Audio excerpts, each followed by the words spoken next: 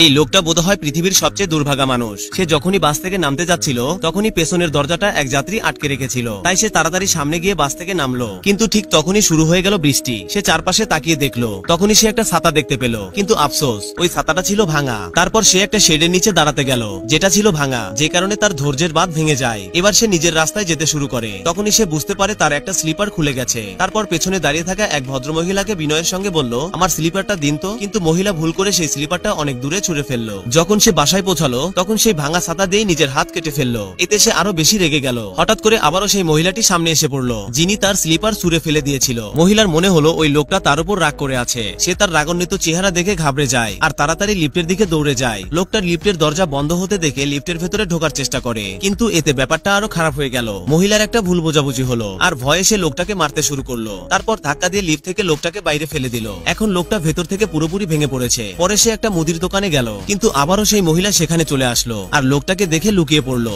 এটা ভেবে যে লোকটা হয়তো তাকে ফলো করছে। সে তাড়াতাড়ি কাউন্টারে পৌঁছালো আর ক্যাশিয়ারকে সতর্ক করে দিয়ে বলল, ওই লোকটা বিপজ্জনক। এইদিকে লোকটা আবিষ্কার করলো তার ইনস্ট্যান্ট লুডুসের প্যাকেটে মশলা নেই। সে কাউন্টারে গেল এবং একটি নতুন মশলার প্যাকেট চাইলো, কিন্তু ক্যাশিয়ার ওই মহিলার কথাই ভয় পেয়ে গিয়েছিল, তাই সে সতর্ক হয়ে গেল। রেগে গিয়ে লোকটা আবারও নিজের সিটে ফিরে এলো আর মশলা ছাড়াই পুরো লুডুস খেয়ে ফেললো। কিন্তু ঠিক তখনই তার পেটে প্রচন্ড ব্যথা শুরু হয়ে গেল। তাড়াতাড়ি সে ক্যাশিয়ারের কাছে গিয়ে টয়লেট কোথায় জানতে চাইলো, কিন্তু ক্যাশিয়ার কোনো উত্তর না দিয়ে সরাসরি ইমার্জেন্সি অ্যালার্মে হাত রেখে দিল। এখন লোকটা রাগে ফুঁসছিল, কিন্তু কিছুই করতে পারছিল না। সে দৌড়ে নিজের বাড়ির দিকে ছুটলো। বাড়ি পৌঁছেই সে সোজা বাথরুমের দিকে দৌড়ালো, কিন্তু সেখানে গিয়ে দেখলো তার বাবা আরামে বসে আছেন। তার মায়ের মনে হলো নিশ্চয়ই কিছু খারাপ হয়েছে, আর তাই বারবার প্রশ্ন করতে থাকলেন, কি হয়েছে, কিছু বলছো না কেন? লোকটা এতটাই বিপর্যয় ছিল যে কোনো উত্তরই দিতে পারছিল না। সে শুধু বলছিল, বাবা প্লিজ বাথরুমটা খালি করে দাও। কিন্তু এতে তার বাবার সন্দেহ আরো বেড়ে গেল। তিনি তাকে এক কোণে নিয়ে গিয়ে জিজ্ঞেস করলেন, কি হয়েছে? এই এত সব ঘটনার মধ্যে লোকটা পুরোপুরি মানসিকভাবে ভেঙে পড়ে। শেষমেশ সে মাটিতে লুটিয়ে পড়লো, একটা লম্বা নিঃশ্বাস নিল